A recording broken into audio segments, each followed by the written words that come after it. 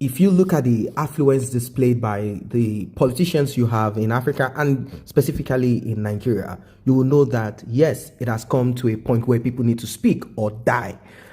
They display so much wealth. The ones that have their children abroad, they display so much wealth. They've stolen billions of dollars here and there. And the people will always be out there just to, fight for a bag of Indomie, a pack of Indomie during elections. And they make use of the people to fight themselves. They use religion and a lot of things to divide the people while their own children are abroad. It is so serious. And this is an open letter to President of the United States of America by a concerned person that feels that this is terrible. And he has to speak about this. Sir, I'm going to read the letter. It is with great delight that I write you this letter, hoping that it meets you well. I congratulate you for having kept your promise of America for so far in all your policies and programs since assumption of office. Permit me to say that this is not my first letter to an American president, as I made a similar appeal to President Barack Obama in 2015 on the former President Goodluck Jonathan, intimating him of the failing inherent in that government, and thankfully he acted on the letter. I believe you will also take heed of the urgency of this appeal and act accordingly. Indeed, your effort to make good on your electioneering promises to the American people and the world is widely acknowledged and appreciated by all lovers of democracy. However, it is rather unfortunate that in my country, for which I now write to seek your intervention, your friend, President Muhammadu Buhari, is largely paying lip service to his promises, and he has refused to follow the rule of law in the exercise of his powers under a democratic setting.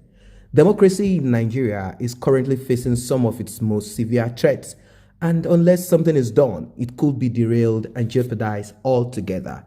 Your Excellency, while you daily work to advance the cause of the United States, the Nigerian situation under the present administration, led by the ruling All Progressive Congress, has failed to promote the interest and work for the sustenance of our democracy.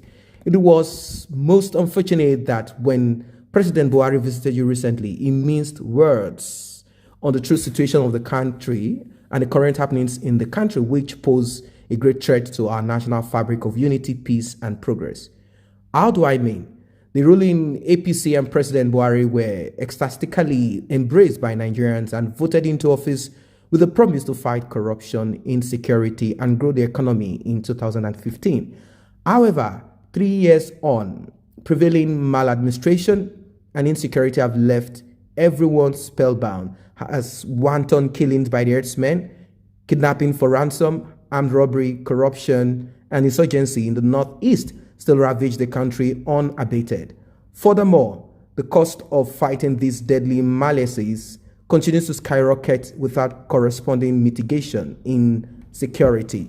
A recent example is the withdrawal of $1 billion from the excess crude account ECA to fight Boko Haram and other security challenges across the country by the executive in collaboration with the National Economic Council, without due recourse to the National Assembly for statutory approval. More so, need I mention that the recent advance payment of $496 million to your country for the purchase of 12 Tucano fighter jets by the Buhari-led Federal Executive Council was done in complete violation of extant laws regarding such purchases.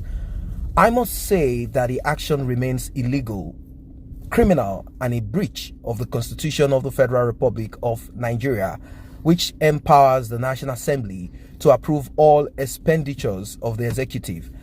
I am aware that the United States is a nation ruled by laws and therefore cannot condone impunity and illegality of this nature, no matter the amount of benefits accruable to it from the sale. I will therefore kindly appeal to you to use your good offices to ensure that the $496 million is repatriated into the Nigerian coffers and the deal renegotiated and made to follow due processes.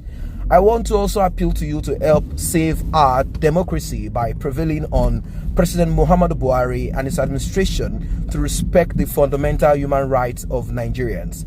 The right to life, freedom of association, freedom of speech, freedom from fear, torture, and molestation, which are irreducible minimums in any democratic settings.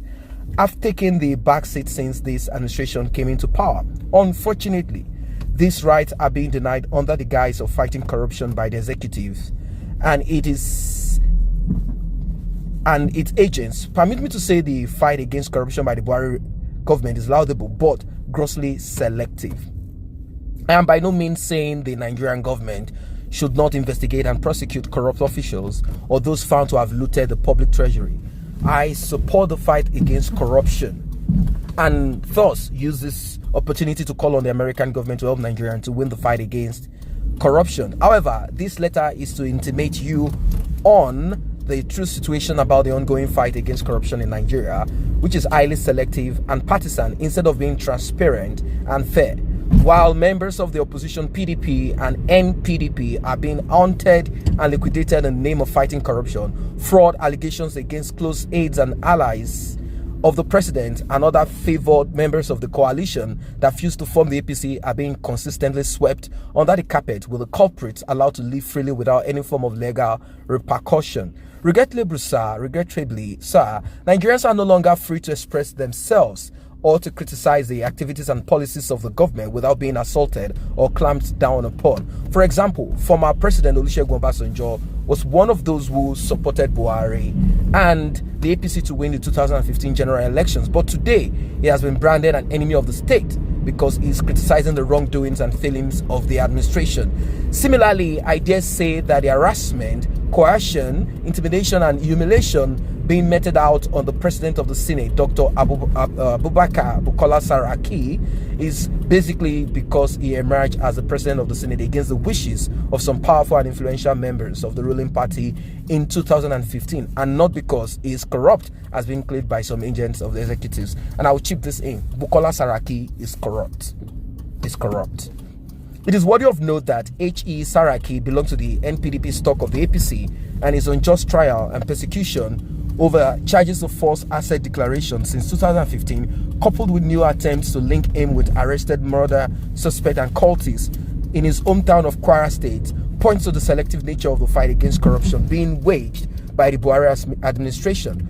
Note that the political onslaught against Saraki and the National Assembly under his leadership culminated recently in the invasion of Senate chambers by sponsored thugs who forcefully took away its maize and symbol of authority without the prosecution of the perpetrators.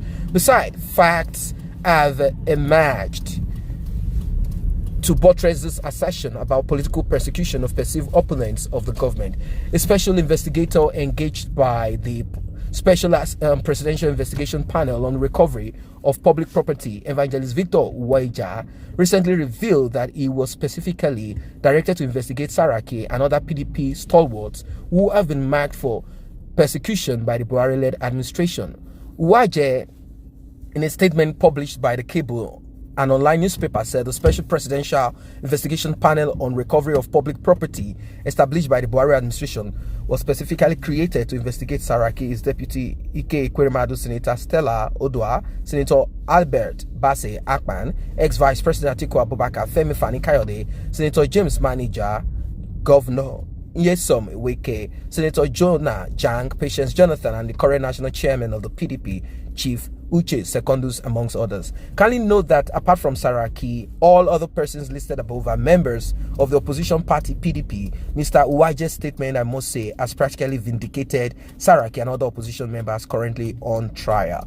I write to you because Nigeria and America have a long history of friendly relations added to our system of government, which is modeled after that of the United States. Much as the United States and other national governments assisted Nigeria to return to democracy from military dictatorship in the past and has continued to support the nation's fight against insurgency and corruption, it is time to come to our aid once again in order to sustain our democracy and maintain strict adherence to the rule of law. I believe you are better placed to advise the current leadership on the need to obey the rule of law and to be impartial in the fight against corruption. I humbly invite you to work with other defenders of democracy, freedom, and human rights across the world, like European Union, United Nations, and organizations like Amnesty International, supposed to prevent imminent breakdown of law and order that may result to chaos and anarchy of the current atmosphere.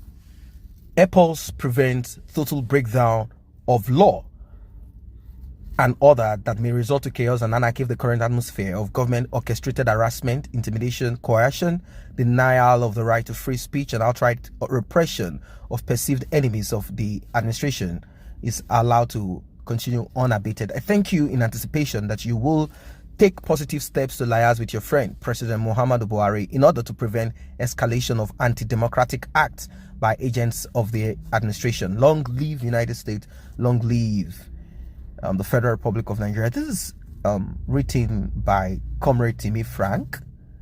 He's the Deputy National Publicity Secretary, All Progressive Congress, whatever that is. But this person has pointed out certain concerns, and aside all of these about Saraki not being corrupt, that's a total lie.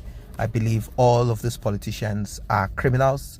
They have vested interest, and there is a lot to be looked into in their modus operandi and how things are done in the nation. So what's your own take about all of this write-up, this letter, this article that has been sent, suppose, to the United States government to review, to speak to Buhari, and also to be part of the issues that are ongoing in Nigeria, as most of these politicians, most of this government, they tend to meet each other. Nigeria does business by buying military equipment from the United States, so thereby growing the economy of America. So it's important, if they're selling weapons, we need to understand what is really happening here and there. So this is what this person has posited. What's your own opinion about this? Let us know in the comment section below. And while you're that, if you are not a member of this channel, we both can grow it together by you tapping on the subscription button and the red notification icon bell below. It will definitely alert you whenever videos are uploaded. Thanks for subscribing.